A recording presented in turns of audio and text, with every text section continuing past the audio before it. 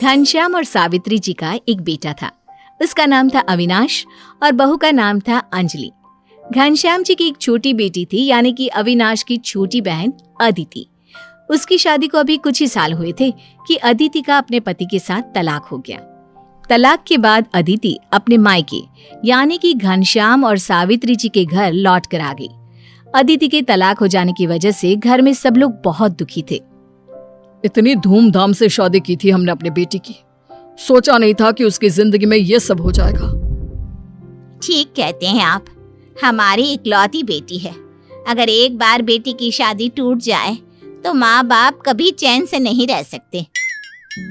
Mummy papa मुझे माफ कर दो, मैं कभी शादी तोड़कर यहाँ नहीं आना चाहती थी, लेकिन अगर मैं कुछ और दिन वहाँ पर रहती तो शायद जिंदा भी नहीं रह पाती।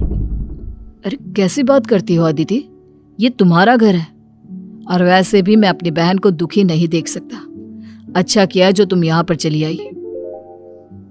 अदिति दीदी, जब लड़की को अपने ससुराल में कोई परेशानी होती है तो वो अपने माँ बाप के साथ ही तो शेयर करती है। आपने भी वही किया, इसमें दुखी होने वाली क्या बात है। आप आराम से रहिए, जल्दी सब कुछ ठीक हो जाएगा। मैं अपनी बेटी को इस तरह दुखी नहीं देख सकता। मैं उसकी शादी कहीं और करवाऊंगा। एक अच्छा लड़का देखकर अपनी बेटी की जिंदगी को फिर से अच्छा कर दूंगा। मम्मी पापा और भैया भाभी, मुझे इसी बात का डर था कि अगर मैं ससुराल छोड़कर यहाँ आ जाऊंगी तो पता नहीं आप लोगों को कैसा लगेगा, लेकिन आप लोगों ने मुझे एक्सेप्ट करके मेरी सारी प्रॉब्लम सॉल्व कर दी। अरे कैसी बात करती हो बेटा, इसमें एक्सेप्ट करने वाली क्या बात है। तुम बेटी हो हमारी, तुम्हारी जिंदगी में परेशानी आएगी तो हम ही तो तुम्हारा साथ देंगे, और कौन आएगा। कुछ दिनों के बाद और अविनाश, वो शर्मा जी के पोते का मुंडन था, उन्होंने खाने पर बुलाया है। अब देखो भाई, मैं और तुम्हारी माँ तो जाना नहीं चाहते, हमें कहीं और जाना है। एक काम करो, तुम अंजलि को लेकर उनके घर चले जाओ। ठीक है पापा, मैं और अंजलि चले जाते हैं। वैसे भी बहुत दिनों से कहीं घूमने भी नहीं गए, इसी बहाने थोड़ी आउटिंग भी हो जाएगी। भैया भाभी, क्या आप लोगों के साथ मैं चल सकती हूँ? कितने दिन हो गए घर में पड़े पड़े बहुत बोर हो रही थी। वहां पर जाऊंगी तो सब लोगों से मिल भी लूंगी। नहीं अदिति बेटा, तुम रहने दो। लेकिन क्यों मम्मी, अदिति हमारे साथ आ सकती है। अच्छा है ना, लोगों से मिलेगी तो उसका मन अच्छा हो जाएगा। अरे बेटा, तुम्हारी मम्मी इसलिए मना कर रही है क्योंकि अभी अभी अदिति का तलाक हुआ है। लोग 10 सवाल पूछेंगे। पता चला पार्टी में जाकर खुश होने के बजाय तुम लोगों का मूड भी खराब हो गया। अविनाश, मम्मी जी ठीक कहती हैं, अदिति को यहीं रहने दो, उसे भी अच्छा नहीं लगेगा, लोग उससे तरह तरह की बात करेंगे तो। अदिति बेटा, तू घर पर ही रुक जा। थोड़ी देर के बाद अदिति बेटा, हम लोग तेरे पापा के दोस्त के घर जा रहे हैं, उन्होंने चाय पर बुलाया था। अविनाश अंजलि तो शर्मा जी की यहाँ मुंडन पार्टी में चले गए। एक काम करना बेटा, तू अपने लिए खाना बना लेना और खा लेना। मैं और तेरे पापा भी बाहर ही खा कर आएंगे। लेकिन क्यों माँ, मैं आप लोगों का खाना बना दूंगी ना, बाहर खाने की क्या जरूरत है। अरे बेटा, बहुत दिन हो गए तेरी माँ को डिनर पर नहीं लेकर गया, और आज तो अंजलि और अविनाश भी नहीं है, तो अच्छा मौका है। तो मैं भी आप लोगों के साथ चलती हूँ, घर पर अकेली में क्या करूँगी। देख बेटा, तू इस तरह तलाक होने के बाद घर से बाहर घूमती फिरती दिखेगी, पड़ोस वाले क्या सोचेंगे। थोड़े दिन तो घर में रह, अच्छा नहीं लगता ना बेटा इस तरह। तुम्हारी मम्मी ठीक कह रही है बेटा, हमें लोगों को बातें बनाने का कोई मौका नहीं देना चाहिए। और कुछ दिन की तो बात है, फिर सब कुछ नॉर्मल हो जाएगा। कुछ दिनों के बाद मम्मी जी, मेरे मायके में मेरे भाई की शादी है, मुझे वहां जाना है। अरे पर तुम चली जाओगे तो घर का पूरा काम खराब हो जाएगा, सबका खाना, सारी चीजें सब डिस्टर्ब हो जाता है। अविनाश, कैसी बातें कर रहे हो। बहू की भाई की शादी है तो शादी में तो जाएगी ना वो। और वैसे भी इस बार मैं पूरे 15 दिन के लिए जा रही हूँ। कितने साल हो गए, मैं कभी ठीक से अपने मायके रहकर भी नहीं आई। और अब काम की चिंता क्यों करना, अदिति है ना, वो घर के सारे काम कर लेगी। अब वैसे भी उसके पास और कोई काम तो है नहीं, मायके में बैठी है तो आराम से उससे भी काम करवाइए। बहू सही कह रही है, अब अदिति यहाँ रहेगी तो काम तो करेगी ना, और कुछ दिन तो बहू को छुट्टी मिलनी ही चाहिए। अंजलि बेटा, तुम आराम से 1 महीना अपने मायके में रह कर आओ, घर का सारा काम अदिति संभाल लेगी। 1 महीने के बाद जब अंजलि अपने मायके से लौट कर आती है, मम्मी जी ये देखिए, मेरी माँ ने आपके लिए बनारसी साड़ी भेजी है और साथ में सोने की कंगन भी, और पापा जी आपके लिए बंद गले का कोट और ये रिस्ट वॉच। क्या बात है अंजलि, अपने मायके से बहुत अच्छे अच्छे तोहफे लेकर आई हो तुम, लेकिन अदिति के लिए कुछ नहीं लेकर आई? अरे क्या करती, अब साड़ी गहने इन सब का अदिति क्या करेगी, उसका तो तलाक हो गया है ना। और वैसे भी मैं अपने मम्मी पापा से अदिति के तोहफे के लिए बात करती तो अच्छा नहीं लगता ना, क्या सोचते वो। बहू सही कह रही है बेटा, अदिति का तलाक हो गया है और तलाकशुदा लड़की के लिए कोई क्या गिफ्ट रखेगा। अब बाद में जब कभी अदिति की शादी होगी तब सब ठीक हो जाएगा, कोई बात नहीं। लेकिन भाभी, पहले तो मेरे लिए आप सब कुछ लाती थी और अब इस तरह। अभी बताया ना तुझे, तेरा तलाक हो गया है बेटा, अब तुझे ऐसे ही रहना पड़ेगा, इसमें बुरा मानने वाली क्या बात है। कुछ दिनों के बाद, पापा वो मुझे कुछ पैसों की जरूरत थी, जितने भी पैसे मेरे पास थे वो सब खर्च हो गए हैं। तुम्हें पैसों की क्या जरूरत है बेटा? वो क्या है ना मम्मी, मुझे अपने लिए कुछ कपड़े खरीद कर लाने थे, सारे कपड़े बहुत पुराने हो गए हैं। अरे बेटा, सारा दिन घर में ही तो रहती हो तुम, नए कपड़ों की क्या जरूरत है। और इस महीने खर्चा थोड़ा ज्यादा हो गया है, मैं तुम्हें बाद में पैसे दे दूंगा। ठीक है पापा, जैसी आपकी इच्छा। थोड़ी देर के बाद अदिति अपने भाई के पास जाती है। भैया आप कहीं जा रहे हैं क्या? हाँ यार, वो अंजलि को शॉपिंग करवानी थी, उसे कुछ कपड़े खरीदने हैं, तो बस शॉपिंग के लिए लेकर जा रहा हूँ। भैया वो क्या है ना, शॉपिंग तो मुझे भी करनी थी, लेकिन मेरे पास पैसे नहीं है और मेरे सारे कपड़े पुराने हो गए हैं। पापा ने कहा कि वो अगले महीने मुझे पैसे देंगे। अरे तो ठीक है ना अदिति, तुम अगले महीने कपड़े खरीद लेना। हाँ अंजलि, तुम्हारे भाई ठीक है तो कह रहे हैं। वैसे भी ना हमें देर हो रही है, हम लोग चलते हैं। अच्छा हम आए तब तक घर का सारा काम निपटा देना। हाँ चलिए अविनाश। अब हाँ ओके, बाय अदिति। अच्छा सुनो, आज शाम के खाने में जरा पनीर बना देना यार, तुम्हारी भाभी को शॉपिंग करा कर वापस आऊंगा, थक जाऊंगा और मेरा आज पनीर खाने का बहुत मन है। ठीक है भाई, आप जो बोलेंगे मैं आपके लिए बना दूंगी। अदिति धीरे धीरे बहुत अकेलापन महसूस करने लगी थी। शुरू शुरू में तो सब कुछ ठीक था, लेकिन अब उसके माँ बाप और भाई भाभी सब ने उससे दूरी बना ली थी। कोई भी अदिति की जरूरतों का ख्याल नहीं रखता था और ये बात अब अदिति के दिल को चुभने लगी। अदिति को लगा कि वो एक पढ़ी लिखी लड़की है और उसे अपनी जिंदगी को आगे बढ़ाना चाहिए, लेकिन उसके पास पैसे नहीं थे। एक दिन अदिति अपने घर के बाहर चुपचाप खड़ी थी, तभी एक पड़ोस में रहने वाली औरत उसके पास आई। अरे आप यहाँ आसपास किसी को जानती है क्या जो मेरी बेटी को ट्यूशन पढ़ा सके? कौन सी क्लास में है आपकी बेटी? 5th में है, लेकिन मैथ में ना बड़ी कमजोर है। कोई अच्छी ट्यूशन टीचर मिल जाए तो अच्छे मार्क्स आ जाएंगे उसके एग्जाम में। अगर आप चाहें तो मैं उसे पढ़ा सकती हूँ। वो क्या है ना, मैं मैथ में बहुत इंटेलिजेंट थी, हमेशा फुल मार्क्स आते थे मेरे। लेकिन आपकी फीस ज्यादा तो नहीं है ना? अरे नहीं नहीं, ऐसा कुछ नहीं है, मुझे पैसों की बहुत जरूरत है। मैं आपकी बेटी को कम पैसों में भी पढ़ा दूंगी। ठीक है, मैं कल से अपनी बेटी को आपके घर पढ़ने भेज देती हूँ। अदिति उस छोटी बच्ची को ट्यूशन पढ़ाने लगती है और उसके बाद आसपास के और भी बच्चे पढ़ने के लिए आने लगते हैं। सारा दिन घर में बच्चे आते जाते रहते हैं, कितना शोर होता है, क्या जरूरत थी ये सब करने की? एक तो तुम पहले ही अपना घर छोड़कर यहाँ आ गई हो और उसमें अब ये नया ड्रामा। अदिति, तुम्हें ये सब करने की कोई जरूरत नहीं है, चुपचाप से घर का काम करो और आराम से यहाँ रहो। अदिति, तुम्हारे साथ इतना कुछ हो चुका है इसलिए मैंने तुम्हें कभी कुछ कहा नहीं, लेकिन बहुत शोर होता है इन बच्चों की वजह से।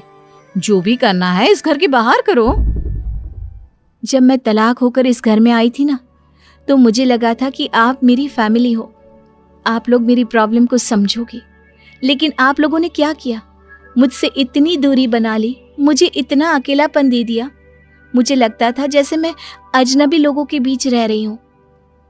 अपनी जिंदगी में खुश रहने के लिए, 2 पैसे कमाने के लिए बच्चों को ट्यूशन पढ़ाना शुरू किया, तो आपको वो भी अच्छा नहीं लगता? देखो अदिति, शादी के बाद बेटी अपने ससुराल में रहती हुई अच्छी लगती है।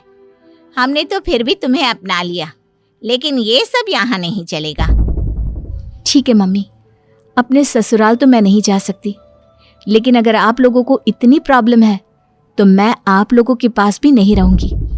उसके बाद अदिति एक छोटा सा कमरा किराए पर लेकर छोटे बच्चों को ट्यूशन पढ़ाने लगती है और धीरे धीरे पैसे कमाकर वो एक छोटा सा घर भी खरीद लेती है और उसकी जिंदगी फिर से खुशहाल हो जाती है। की शादी हुई तो विरासत में उसे 2 बच्चे भी मिले, नीतू और गीतू। लेकिन सौतेले पिता को लेकर नीतू और गीतू के मन में बहुत सी शंकाएं थी। गीतू, ये नए पापा तुझे कैसे लगे? तुम बताओ, मुझे तो नहीं जमे। पता नहीं ये माँ ने क्या देखा कि उन्हें दूसरी शादी करने की जरूरत पड़ी। हम पिता के बिना भी तो रह सकते थे। अरे बहन, क्या बताऊं, लेकिन मुझे तो बिल्कुल पसंद नहीं आए। मेरा भी यही हाल है। ये आदमी कभी भी हमारे पिता की जगह नहीं ले सकता। नीतू और गीतू की माँ विमला दोनों बहनों की बातें सुन रही थी। आंखों में आंसू लेकर वो अपनी बेटियों के पास पहुंची। मैंने तुम दोनों की बातें सुनी। मुझे पता है कि एक सौतेले पिता को अपना पिता मानना बहुत मुश्किल होता है, लेकिन सुंदरम दूसरों से अलग हटकर है। यही वजह है कि मैंने उनके साथ शादी का फैसला किया था। और हाँ, मैंने ये फैसला तुम दोनों से पूछकर ही लिया था। खैर, बात आई गई हो गई। कुछ दिन बाद, अरे नीतू और गीतू, कहाँ हो बच्चों? देखो तुम दोनों के लिए क्या लाया हूँ। अरे क्या है अंकल, क्यों चीख रहे हो? ऐसा क्या ले आए जो घर सर पर उठा लिया? आपने भी हद कर दी है अंकल। पता नहीं ऐसा क्या अलादीन का चिराग ले आए हैं कि हमें सुबह सुबह उठा दिया। अभी कितनी नींद आ रही थी। नीतू, गीतू, अपने पिता से ऐसे बात करते हैं? यही तमीज सिखाई है मैंने तुम दोनों को। ढंग से बात किया करो। अरे ठीक है, बोलने दो, अपनी ही तो बेटियां हैं, समझ जाएंगी धीरे धीरे। और मेरे सामने मेरी बेटियों को डांटा मत करो। आपने ही दिमाग खराब कर दिया है इन दोनों का। दिन भर उल्टा ही जवाब देती हैं। मेरे फैसले पर उंगली उठाती रहती हैं। अभी 10वीं और 12वीं में ही पढ़ती हैं, लेकिन दोनों का दिमाग 7वें आसमान पर है। अरे छोड़ो, बच्चों की बातों का बुरा नहीं मानते। आखिर है तो अपनी ही बेटियां। समय के साथ सब कुछ ठीक हो जाएगा। अरे क्या खाक ठीक हो जाएगा? मैंने नहीं सोचा था कि मेरी बेटियां इतनी बदतमीज निकलेंगी। दूसरे दिन दोपहर में जब गीतू घर लौटी तो उसकी आंखों में आंसू थे। अरे क्या हुआ गीतू, रो क्यों रही हो? माँ, वो दूसरे गांव के कल्लू ने आज मुझे काफी भला बुरा कहा, बदतमीजी कर रहा था। अच्छा कोई बात नहीं, तू मत सुना कर, बस स्कूल जाओ और लौट कर वापस आ जाया कर। बात आई गई हो गई। दूसरे दिन जब गीतू लौटी तो वो बहुत खुश थी। अब आज क्या हो गया? अचानक इतनी खुश दिख रही है। अरे पूछ मत माँ, कल जिस कल्लू ने मुझे छेड़ा था, आज पुलिस ने उसे बीच सड़क पर मुर्गा बनाया। किसी ने कर दी होगी उसकी शिकायत। जो जैसा करता है वो वैसा ही भरता है। हाँ, लगता तो है ही। खैर अच्छा ही हुआ, कलमुआ बड़ा बदतमीज था। अच्छा चल चल, अब गाली गलौज बंद कर और हाथ पैर धोकर खाना खा ले। आज अंकल नहीं दिख रहे हैं, कहाँ हैं? अरे काम पर गए हैं, और कहाँ हैं? और वैसे भी तुझे उनकी फिक्र क्यों है? वो तो तेरा सौतेला बाप है ना। अरे ऐसे ही पूछ लिया, मुझे उस आदमी से कोई मतलब नहीं है। दूसरे दिन सुंदरम, अरे नीतू गीतू सुनो जरा, तुम लोगों को कुछ चाहिए? अंकल आप हमारी चिंता ना ही करो तो ठीक है, हमें आपसे कोई मतलब नहीं रखना। और ज्यादा गीतू नीतू किया तो हम ये घर छोड़कर चले जाएंगे, समझ में आया? अरे ऐसा क्या पूछ लिया मैंने भला? तुम दोनों मुझसे इतनी नाराज क्यों रहती हो? क्योंकि आप हमारे सौतेले बाप हैं, इसीलिए हमें आप पसंद नहीं हैं। इधर गीतू को कॉलेज में एडमिशन लेना था, लेकिन फीस के पैसे इकट्ठे नहीं हो रहे थे। माँ, कॉलेज में एडमिशन लेना है, लेकिन अब फीस बहुत ज्यादा है, तो सोच रही हूँ कि पढ़ाई छोड़ दूँ। क्यों? पढ़ाई क्यों छोड़ेगी? मैं देखती हूँ कुछ। अरे छोड़ माँ, तू परेशान क्यों हो रही है? अब आगे बढ़ने का मेरा मन नहीं है। फीस के पैसे का इंतजाम क्या करना? अरे तू परेशान मत हो, मैंने सिलाई करके थोड़े पैसे इकट्ठा किए हैं। तेरा मन है तो पढ़ाई जारी रख। ठीक है माँ, लेकिन जब मैं कमाने लगूंगी तो आपको ये पैसे मुझसे वापस लेने होंगे। अरे ठीक है बाबा, ले लूंगी। गीतू ने कॉलेज जाना शुरू कर दिया। नीतू भी अगली क्लास में पढ़ने लगी, लेकिन दोनों के मन में अपने सौतेले पिता के लिए प्यार आज भी नहीं आया था। वक्त बीतता गया। अचानक एक दिन सुंदरम की तबीयत बहुत ज्यादा बिगड़ गई। कुसुम दौड़ती हुई आई। अरे गीतू, जल्दी से कोई ऑटो बुला, तेरे पिता की तबीयत बिगड़ गई है। मैं क्यों जाऊं? मरना है तो मर जाए वो आदमी, मैं उसके लिए कुछ नहीं करने वाली। हाँ माँ, दीदी सही कह रही है, उस आदमी के लिए हम क्यों परेशान हो? हमारे सर पर पता नहीं आपने क्यों बैठा दिया है। देखो तुम लोग, अगर उन्हें कुछ हो गया तो तुम लोग खुद को माफ नहीं कर पाओगे। अरे ठीक है, हमें माफ भी नहीं करना है, कल मरे तो आज ही मर जाए, हमें क्या इससे। कुसुम ने गीतू के मुंह पर तेज थप्पड़ मारा। तुम्हें पता है कि जिस आदमी को तुम लोग गाली दे रही हो, उसने तुम लोगों के लिए क्या क्या किया है? उस दिन जब तुम लोग स्कूल से रोती हुई आई थी, तब तुम्हारे बाप ने ही उस कल्लू को सजा दिलवाई थी। इतना ही नहीं, तेरे कॉलेज की पूरी फीस भी उसी आदमी ने दी है। तुम लोगों को तो ये भी नहीं पता कि उस आदमी ने अपनी सारी प्रॉपर्टी तुम दोनों के नाम कर दी है, ताकि दोनों बेटियां सुखी रह सके, और तुम लोग ये व्यवहार कर रही हो। ये सुनकर दोनों बहनों की आंखों में आंसू आना शुरू हो गए। गीतू दौड़कर ऑटो लेने गई। ऑटो लेकर नीतू और गीतू कमरे में गए और सुंदरम से बोले, पिताजी चलिए अस्पताल, हमसे बड़ी भूल हो गई है, माफ कर दीजिए। लेकिन तब तक बहुत देर हो चुकी थी, क्योंकि सुंदरम ये दुनिया छोड़कर जा चुका था। दोनों बेटियों और कुसुम का रो रो कर बुरा हाल था, लेकिन सौतेले पिता का प्यार पूरे गांव के लिए मिसाल बन चुका था। शिवानी दिल्ली शहर के एक ऑफिस में नौकरी किया करती थी और उसके ऑफिस में काम करता था सुधीर। सुधीर मन ही मन शिवानी को पसंद किया करता था। एक दिन ऑफिस में, शिवानी, मैं तुम्हें बहुत पसंद करता हूँ और तुमसे शादी करना चाहता हूँ। लेकिन सुधीर, तुम तो जानते हो ना, मेरे घर वाले एक गांव में रहते हैं और वहाँ पर इस तरह लव मैरिज करना काफी मुश्किल है। लेकिन एक बार अपने घर वालों से पूछने में हर्ज ही क्या है? और वैसे भी हम दोनों एक दूसरे के साथ काम करते हैं, एक दूसरे को अच्छी तरह से समझते हैं। हम अपने घर वालों की पसंद से पूरे धूमधाम से शादी करेंगे। तुम्हारी बात सही है सुधीर, लेकिन मुझे नहीं लगता कि मेरे परिवार वाले इस बात के लिए कभी तैयार होंगे। देखो शिवानी, इस तरह अपने आप डिसीजन लेने से पहले कम से कम तुम्हें एक बार अपनी फैमिली से पूछना तो चाहिए। ठीक है, अगर तुम्हें ऐसा लगता है तो इस बार छुट्टियों में जब मैं घर जाऊंगी तो अपने पिताजी से इस बारे में बात करने की कोशिश करूंगी। कुछ ही दिनों के बाद शिवानी छुट्टियों में अपने घर आती है और एक दिन अपने पिताजी से पूछती है, पिताजी, मेरे ऑफिस में एक लड़का है सुधीर, और वो मुझे बहुत पसंद करता है। ये तो क्या कह रही है? क्या तू जानती नहीं है ऐसा संभव नहीं है? मैं जानती हूँ पिताजी, हमारे गांव में इस तरह प्रेम विवाह करना अच्छा नहीं माना जाता, लेकिन हम दोनों आपकी पसंद से पूरे रीति रिवाजों के साथ शादी करना चाहते हैं। तेरे पिताजी का कहने का मतलब वो नहीं है बेटी। तो फिर क्या बात है माँ, आप किसी से तो मेरी शादी करेंगे ना, और वो लड़का हमारी ही जात बिरादरी का है। तू समझने की कोशिश कर बेटा, यहाँ बात जात बिरादरी की नहीं है। पापा, तो फिर क्या बात है? क्या आप दोनों मुझसे कुछ छुपा रहे हैं? देखो शिवानी, जब तुम बहुत छोटी थी, मतलब 4 साल की थी, तो हमने तुम्हारी शादी अपने पास के ही गांव के कैलाश के बेटे दीपक के साथ कर दी थी। क्या मेरी शादी हो चुकी है, और वो भी सिर्फ 4 साल की उम्र में? हाँ बेटी, यही हमारे गांव का रिवाज है। यहाँ पर बचपन में ही लड़के लड़कियों की शादी करवा दी जाती है। लेकिन माँ, मैं दीपक को जानती तक नहीं, मैंने उसे कभी देखा तक नहीं, फिर ऐसे कैसे? कैसे जानेगी तू दीपक को? हमने तुझे कभी बताया ही नहीं। और वैसे भी बेटा, अब इस बात से कोई फर्क नहीं पड़ता कि तू दीपक को जानती है या नहीं। आपके कहने का क्या मतलब है माँ? मैं कुछ समझी नहीं। देख बेटा, जब तू 10 साल की हुई तो दीपक एक बीमारी के रहते चल बसा। उसकी मौत हो गई और इसीलिए तू बाल विधवा है।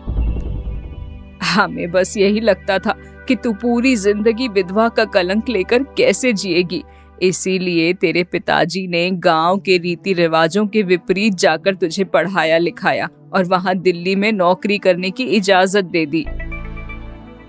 ये आप क्या कह रहे हैं माँ और पापा? मैं और विधवा? जो शादी कानूनी तौर पर हुई ही नहीं, उस शादी को लेकर मैं अपने आप को विधवा नहीं मान सकती। लेकिन यही सच है बेटा, और हमें इसे मानना ही पड़ेगा। हमारे गांव में जब किसी लड़की का आदमी खत्म हो जाता है तो उसे पूरी जिंदगी विधवा की तरह ही रहना पड़ता है। लेकिन तेरे लिए फिर भी ये क्या कम है कि तू दिल्ली जाकर नौकरी कर रही है, वरना बाकी लड़कियों को देख कितनी दुख भरी जिंदगी जीनी पड़ती है। ये सब बेकार की बातें हैं। मैं नहीं मानती ऐसी शादी को। 4 साल की उम्र में हुई शादी और बाल विवाह वैसे भी कानूनी तौर पर गलत होते हैं और शादी की कोई मान्यता नहीं है। कुछ ही दिनों के बाद शिवानी वापस दिल्ली आ गई और सुधीर से मिली। क्या हुआ शिवानी, तुमने अपने घर वालों से बात की या नहीं? सुधीर, हमारी शादी नहीं हो सकती। बेहतर यही होगा कि तुम मुझसे दूर ही रहो। लेकिन बात क्या है शिवानी, जब तक तुम मुझे बताओगी नहीं तब तक मुझे पता कैसे चलेगा? सुधीर, मैं बाल विधवा हूँ। जब मैं 4 साल की थी तो मेरे माँ बाप ने मेरी शादी एक लड़के के साथ करवा दी थी और 10 साल की उम्र में उस लड़के की मौत हो गई।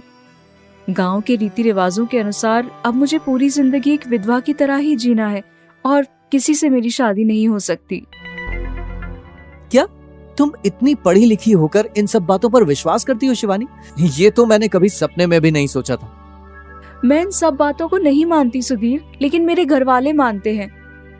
मुझे कुछ समझ नहीं आ रहा कि क्या करना है। देखो शिवानी, ये तो तुम्हें भी पता होगा कि इस तरह की शादी की कोई मान्यता नहीं होती। मुझे लगता है कि हमें कोर्ट में जाकर शादी कर लेनी चाहिए, और अगर किसी तरह की कोई परेशानी आए तो बाद में हम कानून का सहारा ले सकते हैं। शायद तुम ठीक कहते हो सुधीर, क्योंकि पढ़े लिखे होने के बावजूद गलत रिवाजों का साथ देना भी गलत ही होता है। कुछ ही दिनों बाद सुधीर और शिवानी कोर्ट में जाकर शादी कर लेते हैं, और एक दिन शिवानी अपनी शादी की खबर अपने माँ बाप को फोन करके बता देती है। जब यह बात गांव वालों को पता चलती है तो वो सब इसका विरोध करते हैं और पंचायत बुलाकर सुधीर और शिवानी को वहां बुलाते हैं। शिवानी सुधीर के साथ वहां पहुंचती है। क्यों शिवानी, ये जानते हुए भी कि तू बाल विधवा है, तूने किसी और लड़के के साथ शादी कैसे कर ली? क्या तू जानती नहीं कि ये गलत है? सरपंच साहब, मैंने सारी बात पता करने के बाद ही सुधीर से शादी की है। कानूनी तौर पर बाल विवाह एक अपराध है और बचपन में हुई शादी को कानून नहीं मानता। लेकिन हमारा गांव मानता है कि तुमने गलत किया है। सरपंच साहब, गलत तो हमारे गांव वाले करते हैं। जब छोटी छोटी लड़कियों को बचपन में ही विधवा की तरह रहने के लिए मजबूर किया जाता है, उन्हें पहनने के लिए सफेद कपड़े दिए जाते हैं, उनसे उनका बचपन और उनकी जिंदगी के सारे रंग छीन लिए जाते हैं। ये देखिए, मेरे पास हमारी शादी के कानूनी कागज है और हमारी शादी पूरी तरह से लीगल है। आप में से कोई भी हमारे खिलाफ कुछ नहीं कर सकता। सरपंच साहब, मैं भी अपनी बेटी की शादी से नाराज था, लेकिन उसकी बात सुनकर मुझे लग रहा है कि हमें बाल विवाह रोकने चाहिए। और वैसे भी शिवानी ने मुझे बताया कि हमारे देश में विधवाओं के पुनर्विवाह को बढ़ावा दिया जाता है। हमें भी अपने गांव की बच्चियों के जीवन को बर्बाद होने से रोकने के लिए इन सब बातों को बढ़ाना चाहिए। शायद तुम ठीक कहते हो, हम अपनी बेटियों के साथ गलत करते हैं। शिवानी और सुधीर सरपंच साहब और गांव वालों का बदला व्यवहार देखकर काफी खुश थे। नया दिन होता है। कमरे में काम करते समय अंजलि गिर पड़ी और उसका हाथ फ्रैक्चर हो गया, जिसके कारण अब वो कोई भी काम नहीं कर पा रही थी। मालिनी भी कृष को पालने में बिजी होती है और इसी वजह से घर का काफी काम रुका पड़ा था और सभी इसी बात को लेकर चिंतित हो जाते हैं। हाय राम, अब मैं क्या करूं? ना तो अंजलि बहू को दोष दे सकती हूँ और ना मालिनी बहू को। एक का हाथ टूटा है, दूसरे का पल्लू अपने बेटे से बंधा है। अब मैं बोलूं तो किसे बोलूं? मेरी भी तबीयत खराब सी है, वरना मैं ही कर लेती काम। ओ कम ऑन मम्मी, मजाक मत करो सुबह सुबह। ओए, ज्यादा बड़बोली ना बन। अगली बार ना तुझे गरम चिमटे से ही चटका दे दूंगी। अरे ये सब छोड़ो, ये सोचो कि घर का सारा काम, हमारा खाना पीना, कपड़े धोने का काम, ये सब कैसे होगा? अब कोई फरिश्ता तो नहीं आएगा ना आसमान से टपक कर? नौकर रख लो, बेस्ट होगा। बड़ी बहू, सुझाव तो अच्छा है, लेकिन कुछ नहीं। मेरा दोस्त है शेरदिल सिंह, उसके पास एक नौकर था। वो आदमी घर का सारा काम, खाना पीना, सब कुछ एकदम फर्स्ट क्लास करता था। उसी को हायर करते हैं नौकर के तौर पर। कर लो, अब बाकी हमारे जॉइंट फैमिली का तो रूल सबको पता ही होगा। महीने के अंत में सबकी जेब से पैसे कटवा लिए जाएंगे। वेरी वेरी बढ़िया सुझाव है डियर दीदी। और फिर इस तरह सबकी सहमति से घर में नौकर पधारता है जिसका नाम है गुलाब चंद। नमस्ते चिड़ियाघर की वासियों, आप सबसे मिलके बहुत अच्छा लगा। कसम मेरे लंबी मुझ की। ओ कलमुहे, चिड़ियाघर किसको बोला? अब वो मैं आप सबको नहीं, वो साइड में रखी चिड़िया के पिंजरे को बोला। चलिए बोलिए, क्या करूं मैं सर्वप्रथम? सुनो, अब से तुम इस जॉइंट फैमिली के साथ रहोगे। नौकर हो तो अपनी नौकरी को ध्यान में रखते हुए रहना। रोज सुबह सूरज सर पर चढ़ने से पहले उठना होगा, नाश्ते की तैयारी, फिर मेरे भोग प्रसाद की, फिर घर और आंगन की साफ सफाई, दोपहर का खाना और भी बहुत सारे कामों की लंबी लिस्ट है, मैं तुम्हें दे दूंगी। सारा काम सही से हो जाना चाहिए, अंडरस्टैंड गए ना रोजचंद? रोजचंद। हमारे मामा जी को इंग्लिश और हिंदी का मिलन करके बातों को कहने की आदत है। आदत लगा लो इस सब की अब। अरे दादा, ये माजरा है क्या? ठीक है ठीक है। गुलाब चंद अब घर में रहने लगता है और सारा काम करता है। पहले दिन तो सब सही रहता है, लेकिन अगली सुबह सूर्योदय के बाद भी गुलाब चंद गहरी नींद में सो रहा था, और वो भी महाराजाओं की तरह हॉल के सोफे पे। हे भगवान, देखो इस नास पीटे को, शर्म है। नौकरी की पहली सुबह ही ये हाल है। अभी बताती हूँ इसे। नहीं, इसके कान सुबह सवेरे सुन्न कर दिए तो मेरा नाम भी रुक्मिणी चौधरी नहीं। रुक्मिणी गुस्से से एक थाली और बड़ा चम्मच लाती है और गुलाब चंद के कान के पास जोर जोर से बर्तन बजाने शुरू कर देती है। लेकिन मजाल है कि ये आदमी उठे। गुलाब चंद तो गहरी नींद में मगन होता है और उसे तो बर्तन की भी आवाज नहीं सुनाई देती। वो तो खर्राटे मारते हुए आराम से सोई रहता है। बाप रे बाप, अब ये गया। रुक्मिणी इतनी क्रोधित हो जाती है कि वो गुलाब चंद के बिस्तर को खींचकर उसे नीचे पटक देती है और वो धड़ाम से गिर जाता है और उठता है। माई रे, कसम मेरी लंबी मुझ की, किसकी इतनी जरूरत हुई? मेरी। तुम्हें मैंने क्या बोला था? सुबह जल्दी उठना है, और तुम क्या कर रहे हो यहाँ पर? सुबह तक सपने में खोए हुए हो, हैं? अब कसम मेरे लंबी मुझ की, माफ कर दीजिए बड़ी मालकिन। कल से ना मैं सुबह 4 बजे ही उठ के बैठ जाया करूँगा। ओके जी, सॉरी जी। देखती हूँ, अगर कल भी यही हाल रहा ना तो आज मैंने तुम्हें सोफे से नीचे गिराया है, कल घर के बाहर फेंक दूंगी। उड़ी बाबा, ना ना ना ना ना, ऐसा नहीं होगा। मैं ऐसा होने की नौबत ही नहीं आने दूंगा बड़ी मालकिन। पर एक बड़ी जॉइंट फैमिली, इतने सारे सदस्य और सिर्फ एक नौकर, तो सोचिए क्या हाल होगा अब बेचारे गुलाब चंद का। जैसे ही दिन शुरू हो जाता है वैसे ही, अरे गुलाब भाई, जरा मेरा ये शर्ट तो इस्त्री करके दो और 5 मिनट में देना, क्योंकि मुझे आज पहले ही दुकान खोलने में लेट हो गया है। पूरा बाजार खुल गया होगा और सिर्फ मेरी दुकान बंद पड़ी होगी। ठीक है रौनक बाबा। अरे गुलाब चंद बेटा, मुझे ना वो मेरी अलमारी के ऊपर रखा हुआ सूटकेस चाहिए, जरा निकाल लाओगे? और फौरन ना बेटा। जी दादी जी। 1 मिनट गुलाब चंद, तुम पहले जाकर मेरे कमरे में गिरी हुई चाय साफ कर दो, वरना वहां मक्खियां आ जाएगी। अरे नहीं नहीं रोजचंद, तुम मेरे लिए बेकरी जैसा रवा केक बनाओ। मुझे केक को ईट करने की बहुत इच्छा डेवलप हो रही है। अरे ओ मेरे भाई, भेजा तो सही ठिकाने पर है ना। घर में और भी काम पड़े हैं, उन्हें होने दो पहले, फिर चढ़ते बैठना अपना रवा केक और मावा केक। आई एम सॉरी, लेकिन गुलाब चंद, क्या तुम मेरे लिए गर्मा गर्म सूप बनाओगी? जिसकी रेसिपी मैंने तुम्हें कल दी थी ना, डॉक्टर ने कहा है कि उससे फ्रैक्चर जल्दी रिकवर होगा। नहीं गुलाब चंद, पहले मेरा काम करेगा। नहीं नहीं, मेरा काम कर देगा। नहीं नहीं, मेरा वर्क करेगा वो, मेरा ब्रदर जो है। क्यों रोजचंद? नहीं, गुलाब चंद सबसे पहले घर के जरूरी काम निपटाएगा। झाड़ू, पोछा, बर्तन, कपड़े धोना। तुम सबके पसीने के बदबूदार कपड़े अब तक महक रहे हैं बाथरूम में। बाथरूम भी साफ करना है। सब सुबह सुबह इकट्ठा जाते हैं और पूरे बाथरूम में उधम मचा कर आते हैं। स्वच्छता का मतलब भी नहीं पता किसी को। लेकिन मुझे दुकान खोलनी है, गुलाब चंद पहले मेरा शर्ट प्रेस करेगा। रहने दो, तुम्हारी दुकान खोलने से तुमने ना तो लंबे और बड़े तीर मारने हैं और ना ही कोई झंडे गाड़ने हैं। इससे अच्छा गुलाब चंद बाथरूम साफ कर ले पहले। गुलाब चंद चलो ना, मेरा सूप बनाओ ना जल्दी से। गुलाब चंद अंकल मुझे टिफिन दे दो, स्कूल बस आ जाएगी 5 मिनट में।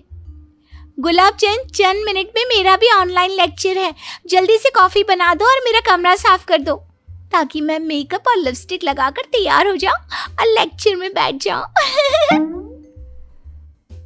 अरे बस, करूंगा भाई करूंगा, सबका काम करूंगा। कसम मेरे लंबे मुझकी, लेकिन थोड़ा सा धैर्य रखो, शांति रखो। इतना तो जंगली जानवर भी नहीं टूट पड़ते अपनी शिकार पर जितना कि आप सब टूट रहे हो मुझ पर। बाय गॉड, कसम लंबी मुझकी है। गुलाब चंद बारी बारी फटाफट से सबका काम करता है और फिर एक ही बार में सारा काम करके रसोई की जमीन पर बेहोश होते हुए गिर जाता है। ऊपर वाले, ये कहाँ फंस गया मैं। मुझे लगा सीधी सादी जॉइंट फैमिली होगी, लेकिन यहाँ तो सबके सब नमूने भरे हैं, सबके सब फॉल्टी पीस हैं। कसम लंबे मुझके। ये सिलसिला यूं ही जारी रहता है और रोजाना गुलाब चंद के कंधों पर ढेर सारा काम पड़ता है और रात होते होते उसकी जान निकल जाती है। मम्मी, ऐसा लग रहा है किसी जेल में कैद हो गया हूँ। मुझे गम इस बात का नहीं है कि काम का बोझ ज्यादा है, गम इस बात का है कि यहाँ सभी मेरे ऊपर झगड़ते रहते हैं। ये मेरा काम करेगा, ये मेरा काम करेगा, ये बोलते बोलते ही दिन निकल जाता है। इस जॉइंट फैमिली के सदस्यों का बस चले ना तो ये मुझे 4 टुकड़ों में काट कर काम पर लगा ले। कसम मेरे लंबे मुझकी। नवरात्रि का त्योहार आता है और गुलाब चंद पर और भी ज्यादा काम पड़ता है। सभी फिर से लड़ने और झगड़ने लगते हैं। माँ जी आप चुप रहिए, रसोई में कहीं तेल गिरा है तो कहीं आटा। गुलाब चंद चलो पहले रसोई साफ कर लो। नहीं गुलाब चंद, तुम ये मंदिर की पूजा करने में मेरी मदद करो। बाहर पड़ी 4 गोनियां लेकर आओ, उसमें पूरे 9 दिन का पूजा का सामान है। लेकिन मम्मी, मेरी ड्रेस को लॉन्ड्री से लाना है। गुलाब चंद तुम प्लीज जाकर ले आओ ना। नहीं गुलाब चंद, तुम मेरी गाड़ी धो दो पहले, हार चढ़ाना है वरना दोपहर हो जाएगी। बस बहुत हो गया आप सबका। मुझे ना तो आपके पैसे चाहिए और ना यहाँ काम करना है। मैं चला अपने घर, छोड़ के ये पागलों का तामझाम। कसम मेरे लंबी मुझकी, चलता हूँ। जय भोलेनाथ। सभी एक साथ बोल पड़ते हैं। अरे रुको रुको रुको तो रुको। और अंत में वही होता है जो होना था।